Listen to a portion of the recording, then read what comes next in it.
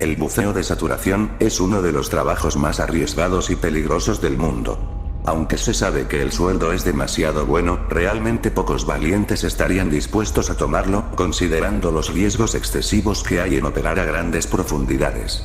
Y lo ocurrido el 5 de noviembre de 1983, en la plataforma de extracción Byford Dolphin, puso de manifiesto esto último, pero a un coste muy trágico. Para comprender bien los sucesos, antes debemos ver los peligros a los que se someten los operarios de esta ocupación. Uno de ellos es el de la presión hidrostática, la cual se refiere a la presión a la que está sometido un cuerpo dentro de un líquido por el peso a su alrededor. Cuando un buceador se sumerge más allá de los 100 metros, debido a esta presión, no puede respirar como normalmente lo haría, y para poder hacerlo, se emplea gas presurizado. La combinación hace posible respirar a esas profundidades, pero conlleva también un gran problema.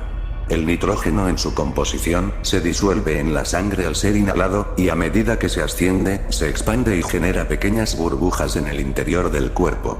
Si se sube lentamente para evitar esto, se padece el síndrome de descompresión, que puede provocar incluso la muerte, por lo cual, se espera que el proceso tarde horas en el mejor de los casos, de manera que se vuelve inviable hacer un trabajo continuo.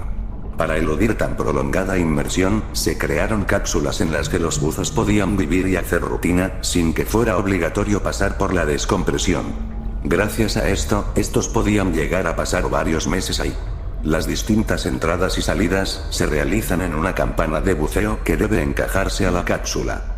También se abren las escotillas, las cuales requieren presurizarse previamente para que entren los buzos y después se cierran. Aquel fatídico día, un grupo de 6 operarios trabajaba normalmente bajo la plataforma. 4 de ellos eran buzos de saturación con vasta experiencia: Edwin Coward, Roy P. Lucas, Bjorn Bergersen y Truls Hellevik. Los otros 2 eran auxiliares de buceo, William Cramond y Martin Saunders. Como se aprecia en la gráfica, Hellevik y Bergensen acababan de regresar de la campana tras realizar tareas de mantenimiento cerca del lecho marino. Cramond y Saunders se encontraban buceando en el exterior para acoplar la campana a la cápsula, mientras Coward y Lucas se hallaban descansando en la segunda recámara. En condiciones normales, el procedimiento para abandonar la campana y entrar al contenedor hubiera sido el siguiente. 1. Cerrar la puerta de la campana de buceo, que está abierta al tronco. 2. Aumentar ligeramente la presión en la campana de buceo para sellar bien la puerta de la misma. 3. Cerrar la puerta de la cámara 1, también abierta al tronco. 4. Despresurizar lentamente el tronco hasta que alcance la presión de una atmósfera. 5. Abrir la abrazadera para separar la campana de la cápsula. Los primeros 2 pasos se completaron exitosamente.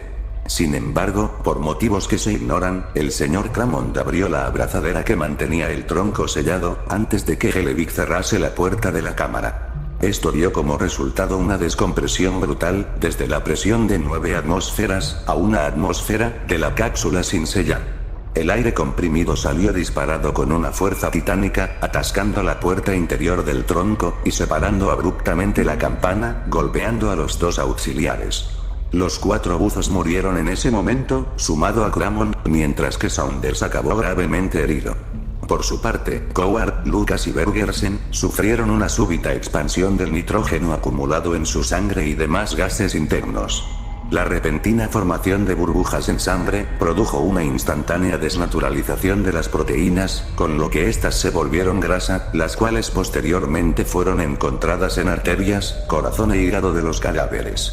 Esencialmente, fue como si su sangre hubiese hervido, y sus cuerpos se hubiesen transformado en sacos irreconocibles y amorfos de carne y grasas desperdigadas por doquier.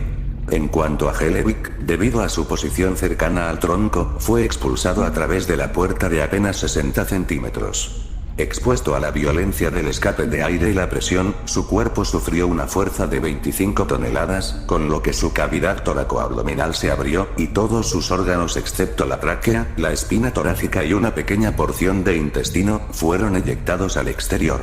Dicho de modo simple, fue desmembrado y mutilado violenta y limpiamente por la explosión, a tal punto de que algunos restos de intestino se hallaron hasta a 10 metros por encima de la esclusa.